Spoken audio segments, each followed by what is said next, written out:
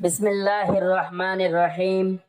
وضو ہو یا نہیں ہو، روزانہ یہ تسبیح پڑھنے والے پر اچانک موت نہیں آ سکتی۔ فرمان محمد صلی اللہ علیہ وآلہ وسلم، یہ تسبیح اللہ کی پناہ میں لے جائے گی۔ یہ تسبیح حفاظت کا حصار ہے، نورانی ڈھال ہے، گناہوں پر تلوار ہے اور جنت کا ذریعہ ہے۔ وہ تسبیح یہ ہے۔ محترم ناظرین، حضرت عثمان رضی اللہ تعالیٰ عنہ نے فرمایا کہ نبی کریم صلی اللہ علیہ وآلہ وسلم نے ارشاد فرمایا، کوئی بھی بندہ یہ تسبیح 100 مرتبہ صبح اور 100 مرتبہ شام کو پڑھ لیتا ہے تو اس کو کوئی چیز زمین میں ہو یا آسمان میں نقصان نہیں دے سکتی۔ اس تسبیح میں ایک نورانی ڈھال ہے جو بندے کے گناہ ہو، جنات ہو یا جادو ہو یا نظر بد ہو یا اچانک موت کا خوف ہو، جب یقین کے ساتھ اس تسبیح کو روزانہ پڑھ لیتا ہے تو اللہ تعالیٰ اسے ایسی حفاظت عطا فرماتا ہے جو بندے کے وہم و گمان میں نہیں ہوتی۔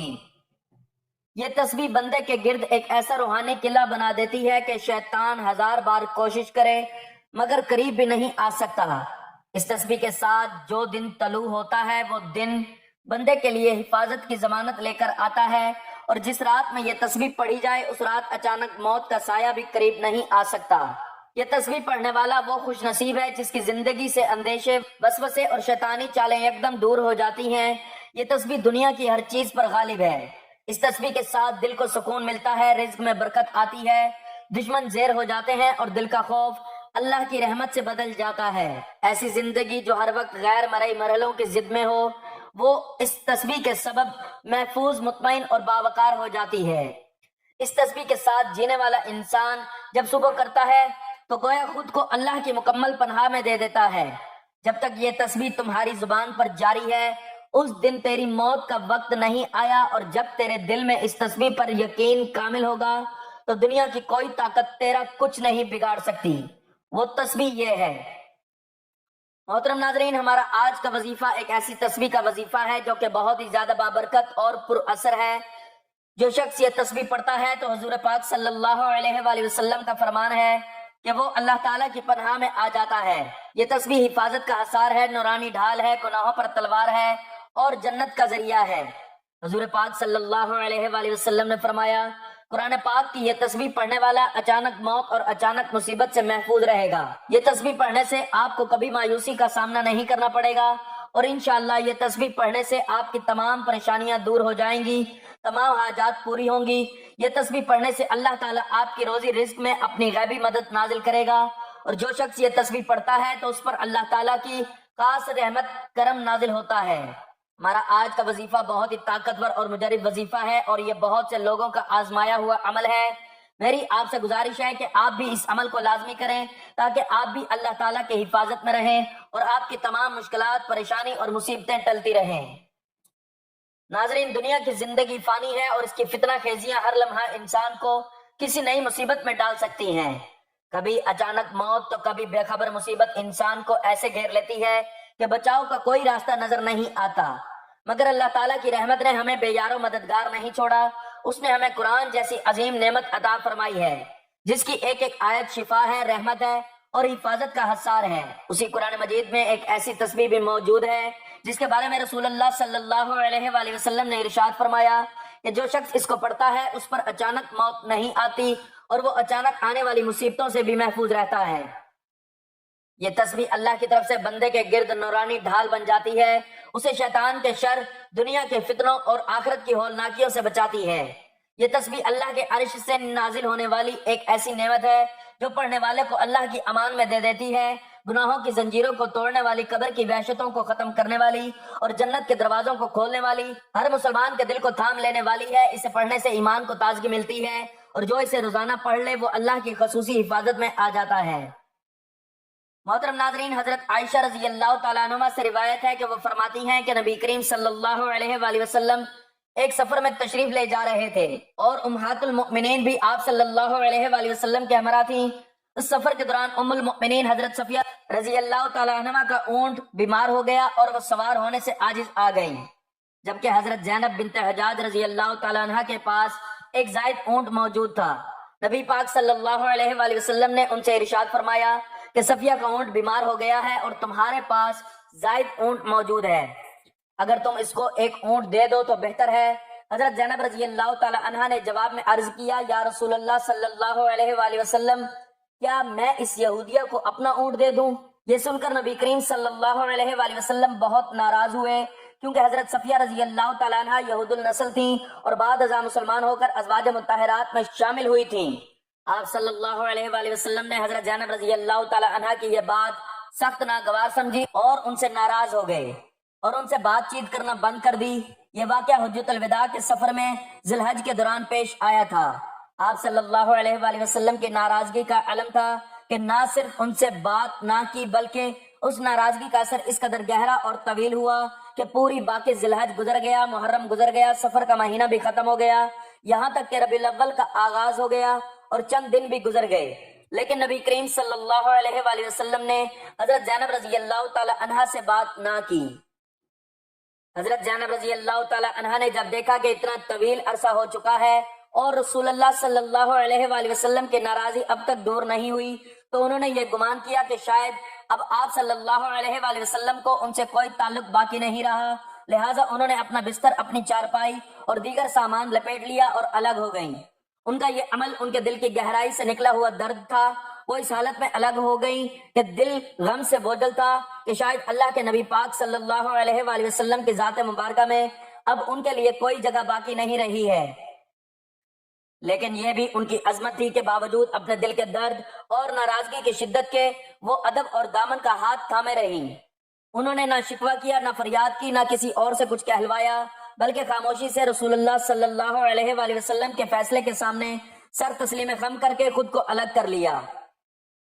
یہ واقعہ امت کو یہ سکھاتا ہے کہ نبی کریم صلی اللہ علیہ وآلہ وسلم کے نگاہ میں الفاظ اور طرز تخاطب کس قدر اہمیت رکھتے ہیں۔ ایک جملہ جو دل آزاری کا سبب بنے اللہ کے نبی پاک صلی اللہ علیہ وآلہ وسلم کو ناگوار گزر سکتا ہے، اور یہ بھی کہ حضور اقدس صلی اللہ علیہ وآلہ وسلم اپنے اخلاق میں اتنے بلند تھے کہ جب بھی کوئی ان کی رضامندی کا مستحق نہ رہتا تو اس کو اس انداز میں سمجھاتے کہ الفاظ کی سختی سے زیادہ عملی اظہار ناراضگی کا ذریعہ بنتی۔ اس واقعے میں حضرت صفیہ رضی اللہ تعالیٰ عنہ کی شان بھی نمایاں ہوتی ہے کہ وہ اگرچہ یہودی النسل تھیں مگر ان کے اور کردار نے انہیں رسول اللہ صلی اللہ علیہ وآلہ وسلم کی زوجہ مطہرہ کا مقام عطا کر دیا، اور نبی کریم صلی اللہ علیہ وآلہ وسلم نے ان کی عزت کی حفاظت اس طرح فرمائی کہ ان کے حق میں کہی گئی اس نازیبہ بات پر شدید ناراضگی کا اظہار فرمایا اور حضرت زینب رضی اللہ تعالیٰ عنہ کے ساتھ تعلقات منقطع فرما دیے۔ اس سے یہ سبق ملتا ہے کہ ایمان لانے کے بعد کسی کی سابقہ حیثیت کو طعنہ و تشنیع کا نشانہ بنانا اسلام کی روح کے خلاف ہے، اور اللہ کے نبی کریم صلی اللہ علیہ وآلہ وسلم کس قدر کسی مومنہ کی توہین برداشت نہیں کرتے، خواہ وہ ابتدا میں کسی بھی قوم سے تعلق رکھتی ہو۔ رسول اللہ صلی اللہ علیہ وآلہ وسلم نے اس واقعے کے ذریعے اپنی امت کو یہ تعلیم دی کہ عزت ایمان سے ہے، نسب سے نہیں، اور تقوی ہی انسان کو اللہ کے نزدیک بلند مقام عطا کرتا ہے، جیسے قرآن کریم میں ارشاد ہوا، اور یہ بھی کہ ازواج زندگی میں نرمی، حلم، برداشت سے کام لینا ہی اصل کامیابی ہے، جبکہ کسی کی سابقہ زندگی کو بار بار یاد دلانا یا اس پر طعنہ دینا انسان کو اللہ اور اس کے رسول صلی اللہ علیہ وآلہ وسلم کی ناراضگی کا مستحق بنا دیتا ہے۔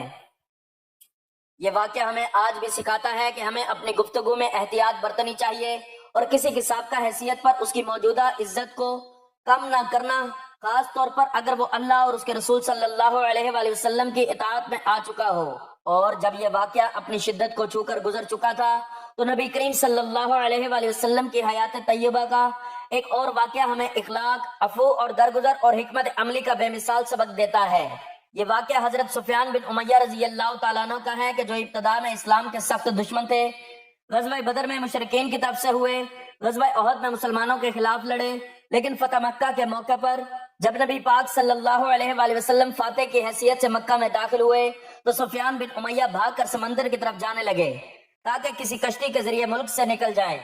حضرت عمیر بن وہاب رضی اللہ تعالیٰ عنہ نے حضور اقدس صلی اللہ علیہ وآلہ وسلم سے سفیان کے لیے امان طلب کی تو آپ صلی اللہ علیہ وآلہ وسلم نے فرمایا کہ وہ واپس آ جائے، ہم اسے امان دیتے ہیں۔ چنانچہ حضرت عمیر رضی اللہ تعالیٰ عنہ سفیان کے پیچھے گئے اور سمندر کے کنارے امان کا پیغام دیا۔ سفیان نے کہا مجھے کیسے یقین ہو کہ محمد صلی اللہ علیہ وآلہ وسلم مجھے قتل نہیں کریں گے؟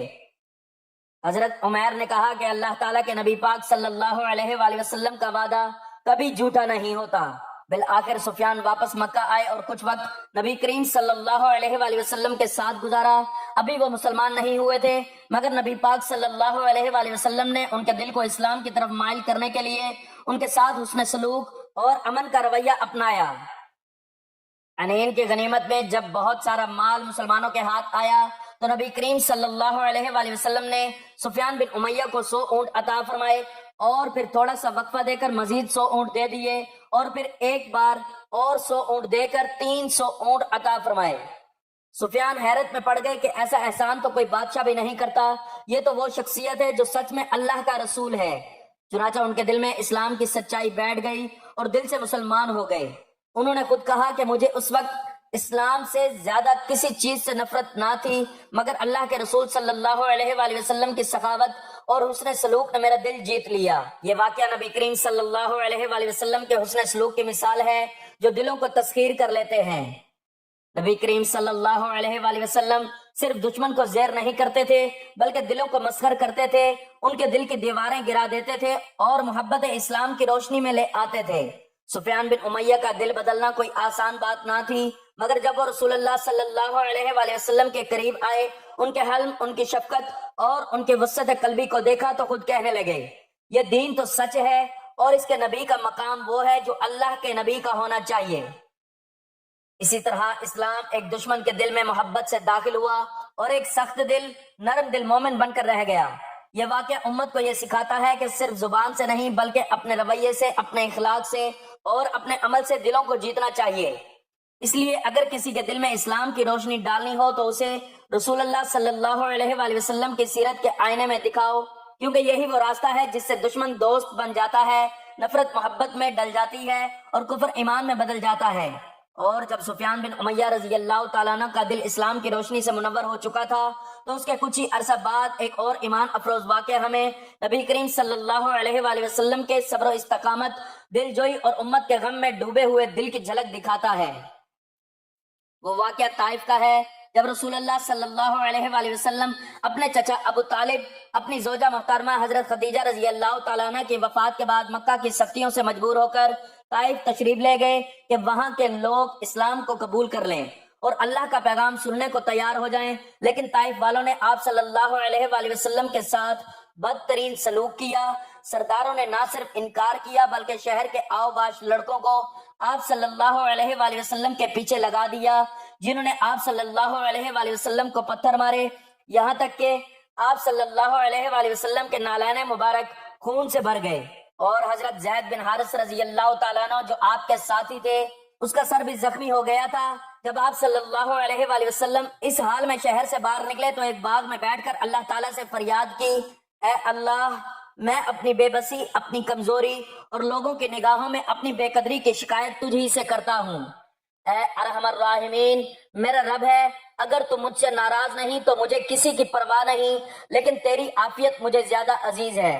نبی کریم صلی اللہ علیہ وآلہ وسلم کی یہ دعا اس انداز میں فریاد کرنا بتاتا ہے کہ ایک نبی کا دل کتنا نرم ہوتا ہے۔ وہ دشمنی کا بدلہ بد دعا سے نہیں لیتے بلکہ دعا سے لیتے ہیں۔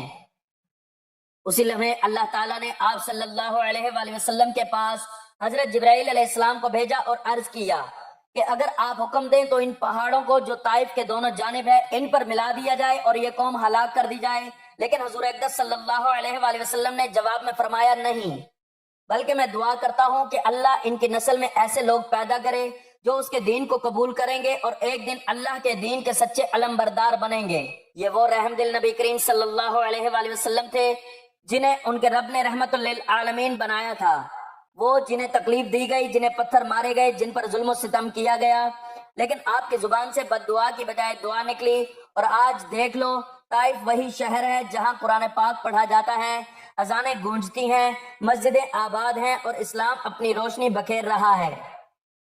یہ نبی کریم صلی اللہ علیہ وآلہ وسلم کی دعا کی قبولیت ہے کہ دشمنوں کے دل بدل گئے، ان کی نسلیں مومن بن گئیں اور طائف ایمان کا مرکز بن گیا۔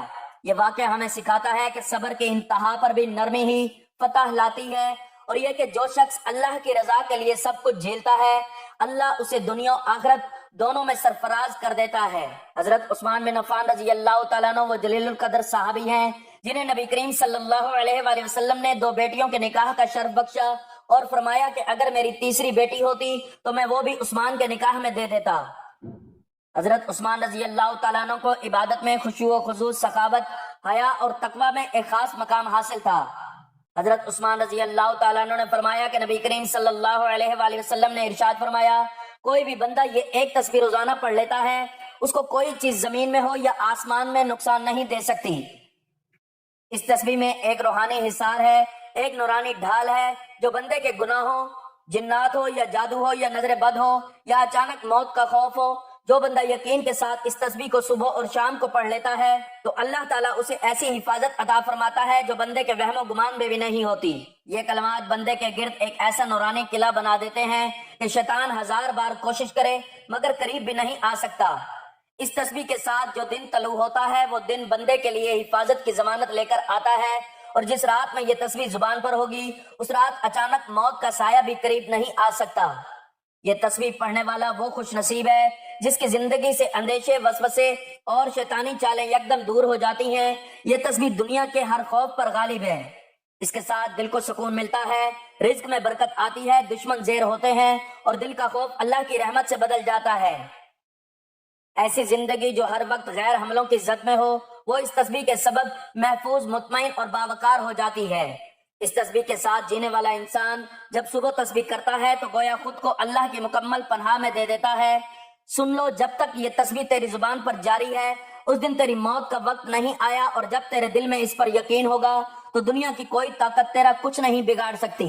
حضرت عثمان رضی اللہ تعالیٰ عنہ کی زبان پر اکثر ایک دعا جاری رہتی تھی جو رسول اللہ صلی اللہ علیہ وآلہ وسلم نے سکھائی تھی۔ وہ دعا یہ تھی، حضرت عثمان رضی اللہ تعالیٰ عنہ نے فرمایا کہ میں نے نبی کریم صلی اللہ علیہ وآلہ وسلم کو یہ فرماتے ہوئے سنا کہ جو شخص صبح کے وقت 3 مرتبہ اور شام کے وقت 3 مرتبہ یہ دعا پڑھ لے تو اسے کوئی بھی آنے والی مصیبت نقصان نہیں دے سکتی۔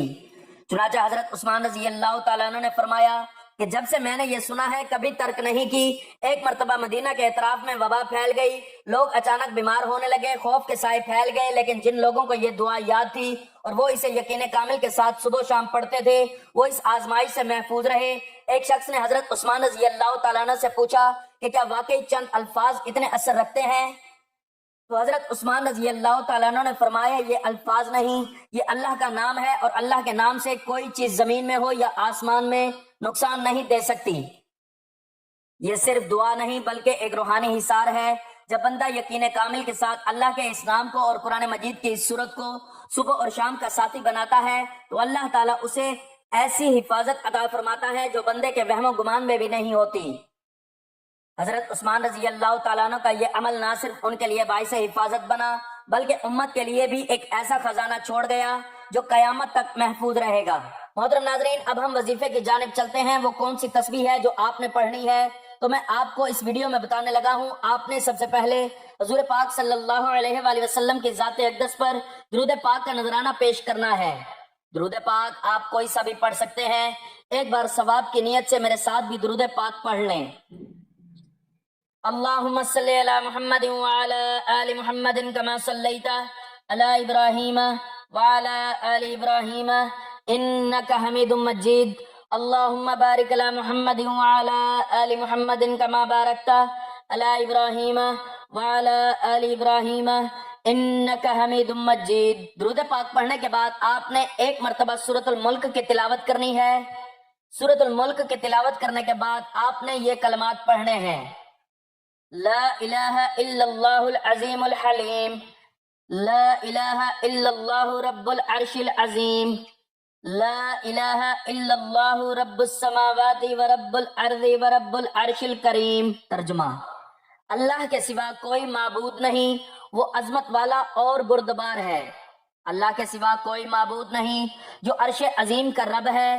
اللہ کے سوا کوئی معبود نہیں، وہی آسمانوں کا رب ہے اور زمین کا رب اور عرش کریم کا رب ہے۔ اس دعا کی آپ نے ایک تسبیح پڑھنی ہے اور اس کے بعد آپ نے آخر میں پھر درود پاک پڑھنا ہے۔